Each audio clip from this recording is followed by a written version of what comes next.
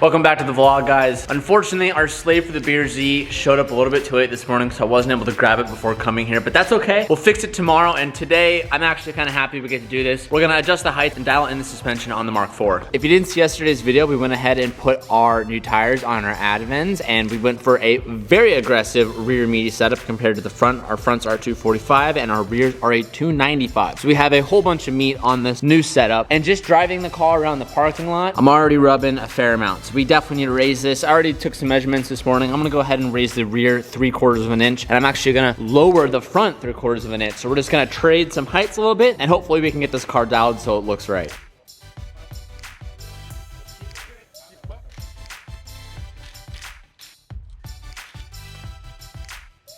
I just loosened the lock collar. I'm gonna start raising this stuff up. Once we get about 3/4 of an inch gap from the lock collar to where the bottom of the coil sits, that's how we'll know that we are at 3/4 of an inch.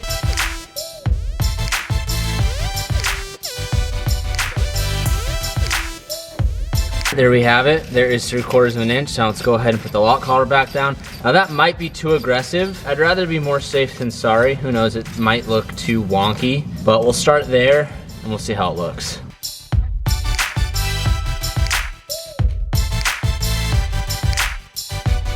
All right, so we got the same deal on the front as in the rear, except it's just flipped. So we are actually gonna go up 3/4 of an inch. And then once we do that, I'm gonna lower the car. We'll see how it looks visually and assess what it looks like.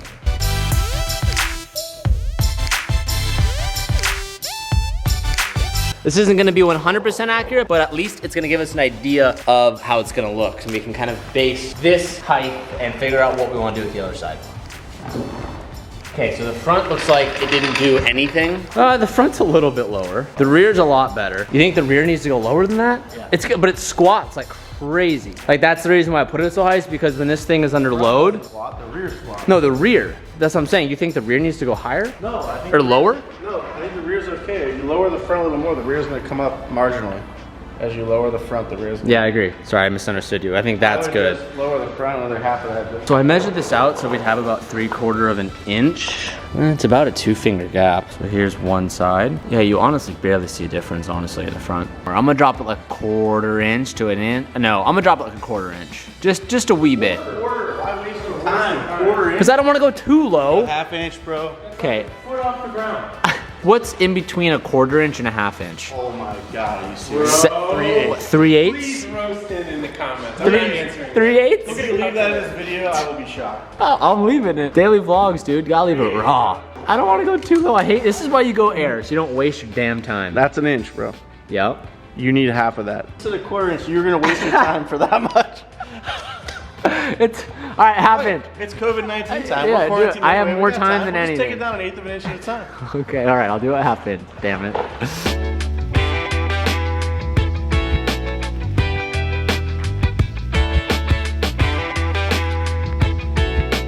I'm gonna interrupt today's video to say thank you to our good friends over at Ring for sponsoring today's video. Ring is an at-home security system that allows you to keep a ring of security around your house at all times. I have a Ring security system installed at my house at home, and I also have it installed here at the warehouse. In both locations, I have security cameras, motion sensors, floodlights, and video doorbells to help keep an extra eye around everything while I'm not there. One of the best features about Ring is that you get live updates of what's going on outside your house if you have motion sensors, and you can tap into the cameras to see what's going on at any time. This not only provides security, but also makes things really convenient when you're getting a package and someone's not there. Literally just the other day I had a package come into my house and I wasn't there to sign for it, so I hopped in on Ring, spoke to the mailman, and I said, hey, I'm the one who owns this house, can you please just leave my package and void the signing? So not only do you get awesome security, but you also get some benefits that you can use the Ring app in your daily life. And by being a viewer of this channel, you guys get a special offer on the Ring welcome kit by going to ring.com/TJ Hunt. The kit includes a video doorbell and a Chime Pro, which is all you need to start a Ring of security around your home today. Go to ring.com/TJ Hunt to take advantage of this, or click the links down below. Thank you so much to our friends over at Ring for sponsoring today's video, and now let's get back to it. Damn, I got this Randy Eliminate spec out here, almost bottoming out these coilovers. All right, here goes nothing. Throwing the wheel back on, get another test. No. I like that, they were right. Okay, so we need to drop 1.25 inches on the front, and now we need to raise 3/4 of an inch in the rear. Although the more I'm thinking about it, the more I think we're gonna have to raise it up in the rear even more, because I still feel like that's gonna rub.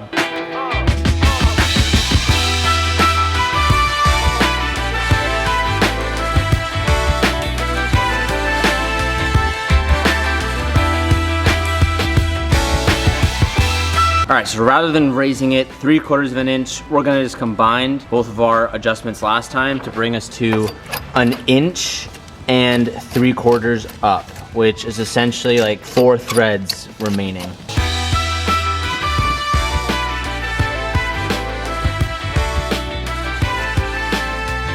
Honestly, lower than the other side did a little bit. We'll have to double check measurement. The rear looks about the same. So unless this front, I just forgot what it looked like. Oh, nope, it's pretty much the same. Yeah, so now the question is that front too low? I don't know how, I mean, we're pretty low there in the front. You guys know how I feel about being static and being low. I won't know until we start driving it, but I will say, the car does have a really aggressive front rake. Rake is when you have the rear higher than the front, so you get like a real visual like forward slant, almost like, really this looks like a proper like drag setup is what this looks like. Looks really good, so what we're gonna do is we're gonna tighten these down, let's torque them, and we'll go for a little rip, give her the juice, give her some beans. One, I just kinda wanna see how it feels, and two, I'm curious if we get any rubbing. Now we're not on an 85 right now, so we're only making like low 500, which for this car, that's pretty low. We're not gonna get any slipping. If we were on E85, we'd get to about that 700 mark, and that's when we'd really get the slip. So we're not gonna be able to test that right now, but we're gonna go and do a little drive to see how she feels. I'm mainly just concerned about this rubbing. We could just raise it a little bit, which would give it the look that we don't want, or we can roll it more. I mean, I've already tried to roll these once, but right here, it's not rolled very much, and that's where like I really think it's gonna tuck and touch.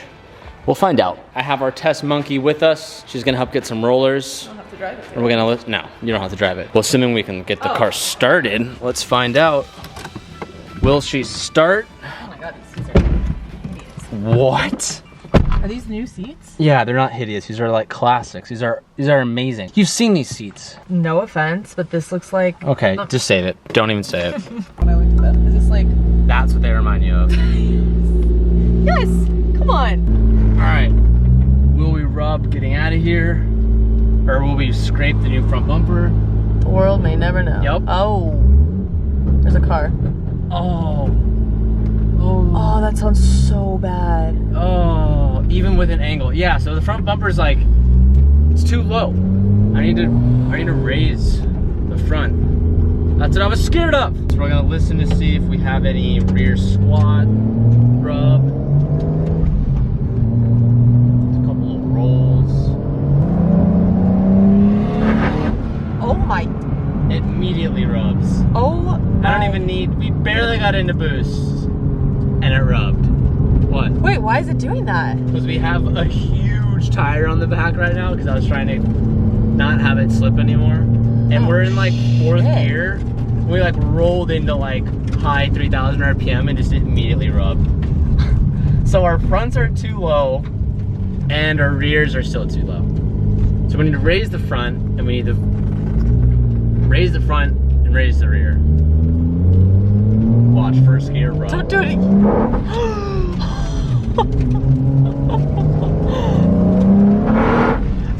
You're wrecking it. What are you doing? Oh man, I hope they can hear that because that sounds really, really bad. Doesn't sound. What the hell is this guy doing? All right. Pass him? Yeah. Idiot. She was lost. Oh my goodness. That sucks. Oh. What a bummer. So this whole entire ridge right here is just getting caught on that. And then I'm looking at it. I don't think I did roll these. These don't look very rolled at all. Maybe I was wrong.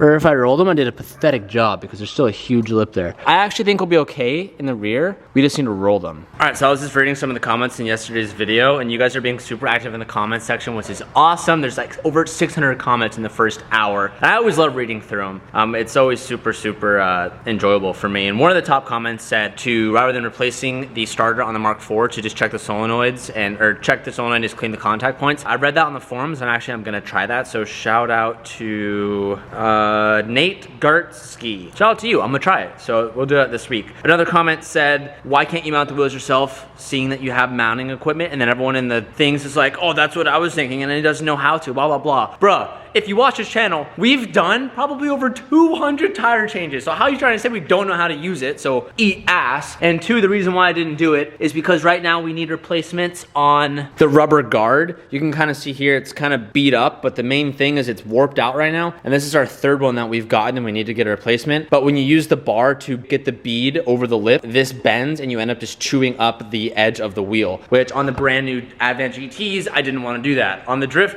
wheels, I don't care because they get beat up anyway. But to show you an example, you see how, okay, that's just from driving on it. On these wheels, they're like pretty beat up because I don't care about the guards. But how are you trying to think that I'm gonna damage my new wheels?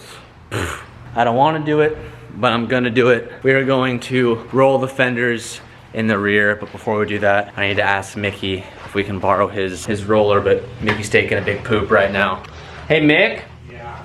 I know you're dropping off a big steamer, but can I borrow your fender roller? If you stand right there for 2 seconds, you get a nice whiff. I'm not gonna smell it, that's not gonna happen. You're gonna knock me off my feet. Those dad poops carry a heavy aroma.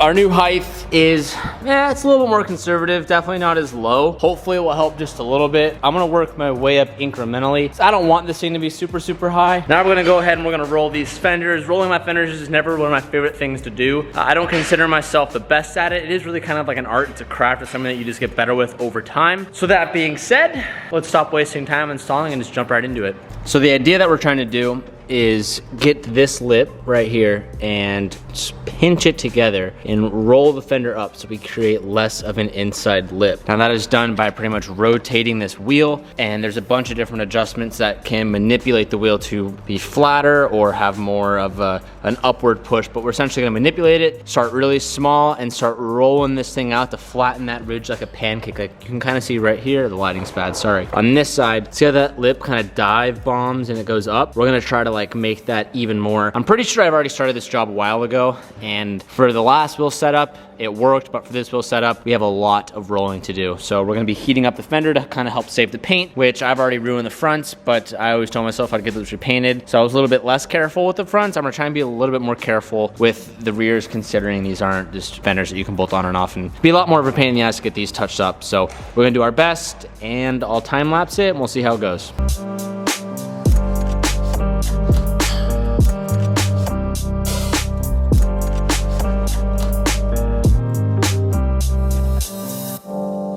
I want to give you boys a little update here. We're getting great progress, but you can kind of see this rear fender is tucked up and it's actually touching on the inside. And if you want to look at the other side, which I haven't rolled yet, oh, the camera is really not. Oh, there you go. You see how much of a lip there is right there? We've pretty much gotten rid of that. As you can see, that's where it originally started, and it pinches all the way up. The camera cannot really focus on all these like reflective surfaces. That's pretty good, but done a really good job. I'm actually very impressed with myself. Have no paint cracks. I've been heating it every like couple minutes or so. I'm gonna go ahead and replicate that on this side, and we'll toss this wheel back on.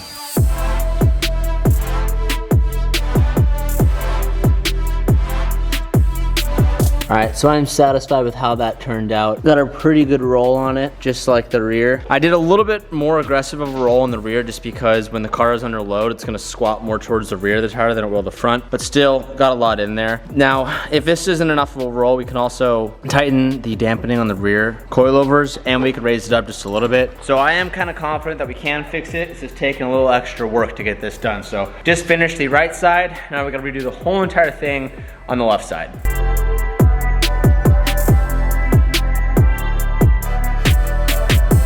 Now that the rear's all set up, I'm gonna go ahead and attempt what one of you guys said in the comments. I can see the starter from here. This is gonna be tough to film because it's just me and I don't have Calvin. That's our starter right there. So we're gonna go ahead, we're gonna pull that pin off and clean it and see if it can help us a little bit before we go ahead and just buy a new one. I'm gonna see if I can do this underneath the car. We'll find out.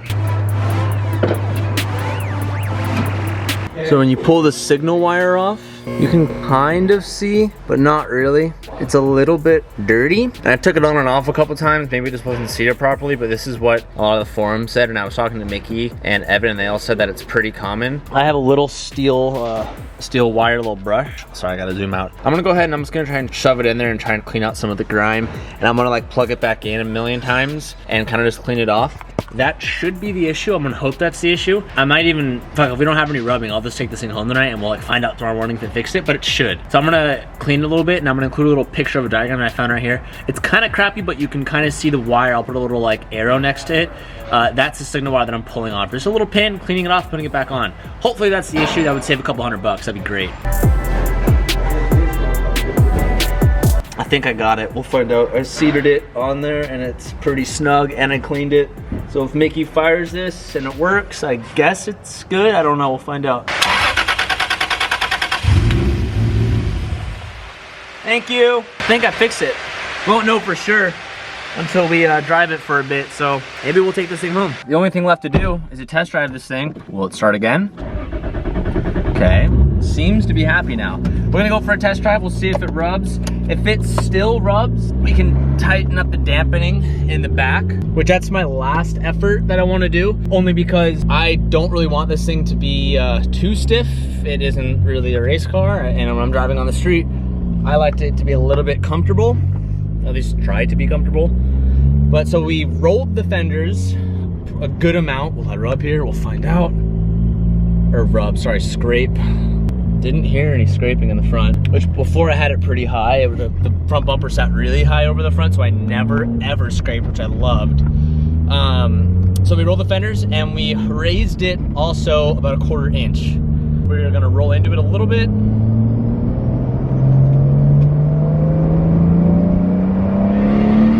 Okay, that was good. Got no rub in there. I'm an idiot. I forgot this was magnetized under the lower control room in the rear and it fell off in the middle of the road, but it's still good. It works. Check this out. I'm an idiot. Oh my God. Throttles STI build is something that I wanted to do for so long. Okay, so I heard that fly off and I was like, what was that? And I'm an idiot and I left the light it's magnetized, so I just had it hanging upside down under the lower control arm. It's fine. The car is fine, but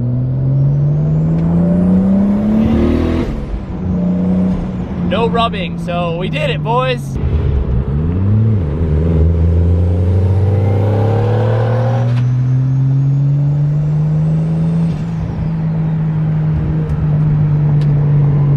All right, so the car did great with not rubbing, but I noticed that the car was starting to break up again. The reason why we're breaking up is, well, mainly it's our coils, but I'm actually not running the springs, and there are a lot of comments about that, and I know I was missing them. So the breaking up is because there's an interference up top with the coil and the spark, and I just found that I had this extra pack that I bought, and it had the springs.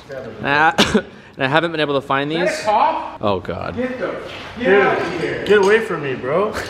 So I'm gonna go ahead and burn my hands right now and take these coils out and try to put the springs in there and test drive it again, and we'll see if it breaks up. I decided that we're actually gonna fix that stuff another day because it's already 6:30 and I have dinner with Sabrina tonight. I do not wanna be late to that, so unfortunately I'm not gonna fit that in. But really quickly before I leave, I wanted to update you guys really quick on Hunt & Co stuff. About a couple videos back, I asked you guys what would your opinion about us doing our drops during this time, all this virus stuff. With everyone being quarantined and a lot of people aren't working right now and there's other things going on, we've ultimately decided that as a brand, we feel it's best to kind of sit back. We think there's better things, more or less, that people, meaning you guys, could be spending your money on right now than, you know, buying all of our new product that's coming out. I know there's gonna be a lot of you who want some stuff right now, and I love that, and I appreciate your guys' support. But right now, there are things more important than Hunt & Co for the rest of the world, and I kind of decided that we're gonna hold off for a bit. As a team, we think it's the right move. Everyone still has the opportunity to grab what we're gonna be releasing, and as you can kind of see, we got another shipment in today.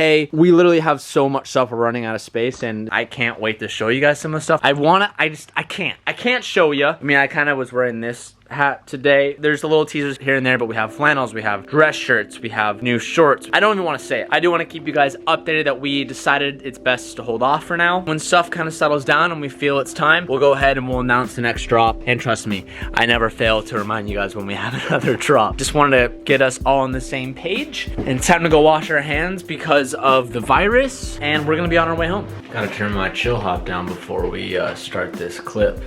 I want to end today's video with a few words of encouragement. We made a couple posts on Hunt Company and even on my personal Instagram about if anyone just needs anyone to talk to during all this stuff. Our DMs are always open, and actually so many of you guys reached out on our Hunt Company account on Instagram. We've been kind of chatting with a lot of you guys, and it's always like a really like humbling reminder of how much you guys really stand behind and connect with me when I say like the outro. And I know I always say keep moving forward, and I think sometimes that repetition of me always saying it almost loses its value sometimes and kind of forgets the meaning that is carried behind that. Especially times like this, I know it can be extremely difficult for a lot of people out there because not everyone's able to work, and that can affect people in so many ways. But I want to give a little reminder to everyone out there to keep a positive mindset, do everything you can to keep yourself busy during this time, and if you can't be at work, maybe this is an opportunity to start putting some more effort into other areas that you have passion for, maybe that you maybe wanted to see where that could go if you put more time and effort into it, whether that's YouTube or maybe it's art or music or anything like that. This is a perfect opportunity if you got nothing else to do. Always try to find the best light out of any situation, and I know it's kind of tough saying that right now, but honestly it's kind of like our only option, so it's best to really get behind that and believe it. I'm gonna go ahead and start playing some Warzone, and Sabrina just got set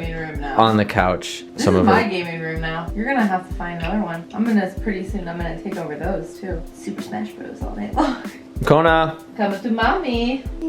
Hi Pony, the family's complete. Hi, I'm Blue. I'm gonna be 3 this year. Oh my gosh, everybody remember when I was a little baby? Insert clip from when I was a little baby. Oh, I'm not gonna dig that. I'm not gonna dig that, message Trizzy. Message Trizzy on Instagram right now. It's literally, no, it's so easy. It's called my new shop dog or something like that. Anyways, I'm going to be 3, and then if you guys don't know who Trizzy is, Trizzy's gonna get a fat shout. He's gonna be so stoked. If you guys don't know who Trizzy is, if you don't follow TJ Hunt Canada on Instagram, follow TJ Hunt Canada on Instagram. Not for me, but Trizzy made, it's like a fan account, but we interact with Trizzy and like Calvin's Twitch audience so much, and he's a part of it. There's so many people in Calvin's Twitch audience that like we've gotten to know on like a personal basis because of it. It's so funny. But yeah, shout out to Trizzy. I'll find out on Trizzy. He runs TJ Hunt Canada. And if you don't follow that account, do it, not for me, but because the memes that he posts are awesome. And he does a really good job at it. It's honestly the best fan account I've ever had. And anyways, but way to ramble. Trizzy, please, can you find the clip? It's too late. By the time you're asking him to do it, the video has already gone live. I'm gonna have to dig for it anyway. Thank you guys so much for watching today's video. I'm gonna play some Call of Duty, and I will see you guys tomorrow. Peace out and keep moving forward.